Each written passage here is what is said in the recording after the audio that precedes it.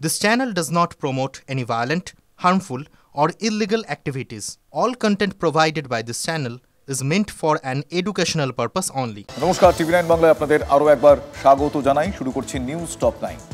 ভর দুপুরে শহর কলকাতার উপকণ্ঠে গুলি চলল, শুট আউট। তৃণমূলের গোষ্ঠীদ্বন্দ্বে রাজারহাটের নারায়ণপুরে গুলি চলেছে অভিযোগ এমনটাই। গোষ্ঠীদ্বন্দ্ব কেন বলছি, তার কারণ সব্যসাচী দত্তের অনুগামী হাজী ইসরার আহমেদকে লক্ষ্য করে গুলি চলে। মারধরের অভিযোগ আবার তাপস চট্টোপাধ্যায় ঘনিষ্ঠ শেখ আজাদের বিরুদ্ধে।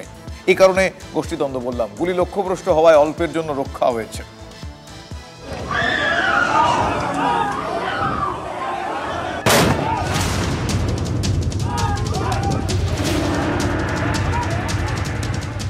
ভর দুপুরে পিস্তল নিয়ে দাপাদাপি, গুলি, রাস্তায় ফেলে মার, পার্টি অফিসে ভাঙচুর।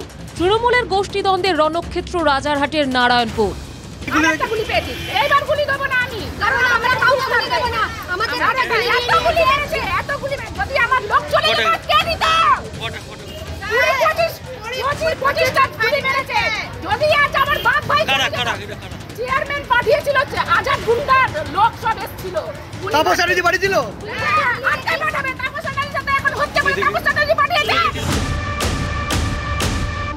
ঘটনার সূত্রপাত বৃহস্পতিবার। দলীয় মঞ্চ থেকে সব্যসাচী দত্তের অনুগামী বলে পরিচিত হাজী ইসরার আহমেদকে মির্জাফর বলে আক্রমণ করেছিলেন তৃণমূল বিধায়ক তাপস চট্টোপাধ্যায়। তারা এখানে থেকেও মির্জাফরই করে। মির্জাফর দু প্রকার, একরকম বুঝতে পারছেন মির্জাফর, আর একরকম বুঝতে পারছেন না মির্জাফর। আমরা কিন্তু সবার ভেতরেই রয়েছি। আমি তাপস আছি, 45 বছর রাজনীতি করি। কে কোন জায়গায় যাচ্ছেন, কোন হোটেলে যাচ্ছেন, কোন ডিংসে কি কথা বলছেন, সবটাই আমার কাছে কানে আছে। আমি যেমন অধ্যাপকদের সঙ্গে চলি, আমি সমাজ বিরোধীর সঙ্গেও। আমি সব্যসাচী দত্তকে ঈদের দিন ইনভাইট করেছিলাম, এসেছিল সব্যসাচী দত্ত। এর জন্য তাপস চ্যাটার্জি গা জ্বালা করে। তার 24 ঘন্টার মধ্যেই ভর দুপুরে সেই হাজী ইসরার আহমেদ ও তার ছেলে আজাদ বাবাকে লক্ষ্য করে গুলি চালানোর অভিযোগ। সব্যসাচী অনুগামীদের পার্টি অফিসে ভাঙচুর, রাস্তায় ফেলে মারধর। গুলি লক্ষ্যভ্রষ্ট হওয়ায় অল্পের জন্য রক্ষা। এলাকার কুখ্যাত দুষ্কৃতী শেখ আজাদ ও তার দলবলের বিরুদ্ধে গুলি চালানোর অভিযোগ। 15 থেকে 16 রাউন্ড গুলি চলার অভিযোগ স্থানীয়দের। তাপস চ্যাটার্জি আজকে আমাদের উপরে যে অত্যাচার করিয়েছে, এই এমএলএ, এই তাপস চ্যাটার্জি উপযুক্ত এমএলএ, উপযুক্ত লায়ক নয়। উনি গুন্ডা বাহিনী পুষে গুন্ডা পাঠিয়ে আমাদের বাবাতে আমাদেরকে মার খাইয়েছেন।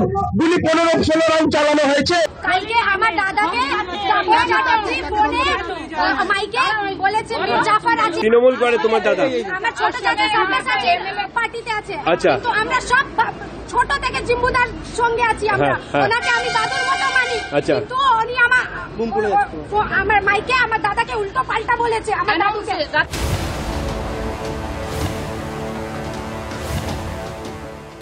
খুব বয়স্ক 92 বছরের হাজী সাহেব, এবং ঈদের দিন আমি গেছিলাম, রাস্তায় ঘুরতে ঘুরতে সব জায়গায় যাচ্ছিলাম, ওনার বাড়িতেও ওখানেও গেছিলাম। ওনারা খুব ঈদে তো জাতি ধর্ম নির্বিশেষে সবাই সবাইকে গলা মেলায়, আলিঙ্গন করে। আমি ওনার থেকে আশীর্বাদ চেয়েছি, উনি আশীর্বাদ করেছে। ভাই, ঈদের দিনে তো সবাই সবাইকে ডাকে। এখানে কে গদ্দার আর কে গদ্দার নয় সেটা যিনি বলেছেন তিনি বলতে পারবেন, আমি কি করে বলবো। যদিও তাপস চট্টোপাধ্যায়ের দাবি, ওই এলাকায় সকলেই তার অনুগামী। দেখবে কে গুলি চলেছেন, কিভাবে চলেছেন, কারা প্ররোচনা তৈরি করেছেন, নামাজের পর কারা গালাগাল দিয়েছেন, কারা বিষয়টাকে করেছেন। কালকে একটি ক্লাবে মিটিংয়ে একটা সভাতে আমরা বলেছি যারা বিষয় তারা হচ্ছে কাফের, এবং সব এই বিষয়টাকে থাকে না। এইটা নাকি তার বাবা নাকি নামাজে, তার নাকি গায়ে লেগে গেছে। তারপর ভাইরা আসতে আমরা বললাম ঠিক আছে, আসুন আমরা কথাবার্তা বলবো, কোনো অসুবিধা নেই। তো ভাইকেও নিয়ে আসতে, তাহলে ভেবেছি বম্বে গিয়ে ছেলে হয়তো মাথা কোনো আমরা কথা বলতে না শিখে তারপরে করেছে। হয়তো কোনো উত্তেজনার মাথায় কোনো কিছু ঘটনা ঘটেছে। আমাদের কোনো ছেলে গুলি চালানোর ছেলেটা পুলিশ তদন্ত করে দেখুক, যদি আমাদের কোনো ছেলে থাকে পুলিশ তার ব্যবস্থা নেবে। ভর দুপুরে নারায়ণপুরের এই ছবি দেখে অনেকেই বলছেন, সিটি অফ জয় দিন দিন সিটি অফ ভয়ে পরিণত হচ্ছে। রঞ্জিত ধরের রিপোর্ট, টিভি9 বাংলা। এই ঘটনার লেটেস্ট আপডেট হচ্ছে CC camera, close circuit camera footage খতিয়ে দেখে সাজিদ খান এবং মোহাম্মদ তাজ নামে দুজনকে গ্রেফতার করেছে নারায়ণপুর থানার পুলিশ। আমার সহকর্মী রঞ্জিত এই মুহূর্তে আমার সঙ্গে টেলিফোন লাইনে রয়েছে। রঞ্জিত, এই দুজনকে গ্রেফতার কেন এবং সে বিষয়ে আর মূল যে গুলি চালায় সে কে? দেখো, এখনো পর্যন্ত মূল অভিযুক্ত আজাদকে এখনো কিন্তু পুলিশ পাকড়াও করতে পারেনি এবং দক্ষিণ নারায়ণপুরের আজকে যে দিনে দুপুরে গুলি চললো, অর্থাৎ 2:19 যে গুলি চালনার ঘটনা ঘটলো তৃণমূলের গোষ্ঠী দ্বন্দ্বকে কেন্দ্র করে, একদিকে যেরকম রয়েছেন রাজারহাট নিউ টাউনের বিধায়ক তাপস চট্টোপাধ্যায়ের অনুগামীরা, তারা গুলি চালিয়েছেন সব্যসাচী দত্তের অনুগামীকে লক্ষ্য করে, অর্থাৎ আজাদ বাবাকে লক্ষ্য করে গুলি চালিয়েছে। সেই গুলি অল্পের জন্য লক্ষ্যভ্রষ্ট হয়েছে। এই ঘটনার সিসিটিভি ফুটেজ খতিয়ে দেখে নারায়ণপুর থানার পুলিশ দুজনকে গ্রেপ্তার করেছেন, যাদের নাম হচ্ছে সাজিদ খান, এলাইস ছোটু এবং মোহাম্মদ তাজ। এদেরকে মধ্যম গ্রাম থেকে, অর্থাৎ তারা আত্মগোপন করার জন্য ঠিক মধ্যম গ্রাম বর্ডারে যখন যায়, সেই সময় পুলিশের যে গোপন সূত্র, অর্থাৎ পুলিশের যে সোর্স অফ ইনফরমেশন, সেই ইনফরমেশনের ভিত্তিতে তাদেরকে গ্রেপ্তার করা হয়েছে এবং আগামীকাল তাদের ব্যারাকপুর আদালতে পেশ করা হবে। তাদের বিরুদ্ধে একাধিক, অর্থাৎ মারধর, অস্ত্র আইন দ্বারা একাধিক ধারায় মামলা রুজু করা হয়েছে এবং ধৃতদের আগামীকাল ব্যারাকপুর আদালতে পেশ করে। ধন্যবাদ রঞ্জিত। এই দুজনকে এখনো পর্যন্ত গ্রেফতার করা হয়েছে ঠিকই, কিন্তু মূল অভিযুক্ত আজাদ এখনো অধরা, তার খোঁজ চলছে।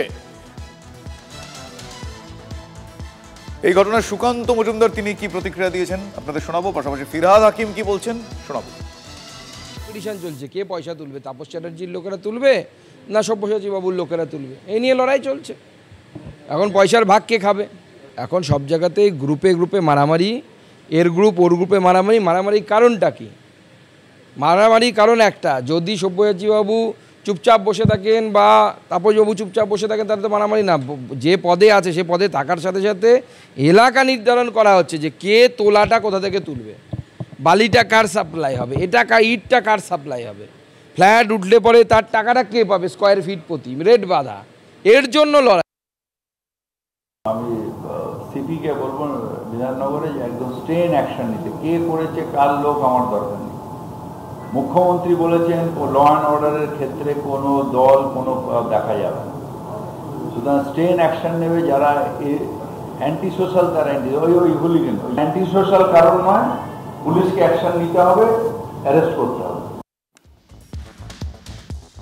দিনহাটায় বিজেপি নেতা অজয় রায়, তার বাড়িতে ভাঙচুর চালানো হয়, তৃণমূলের বিরুদ্ধে অভিযোগের আঙুল তুলেছেন তিনি। অজয় রায় কোচবিহারের বিজেপি জেলা সম্পাদক। সূত্রের খবর, ঘটনার সময় বিজেপি নেতা বাড়িতে ছিলেন না। রাত 8টা নাগাদ এই ঘটনা ঘটে বলে জানা যাচ্ছে।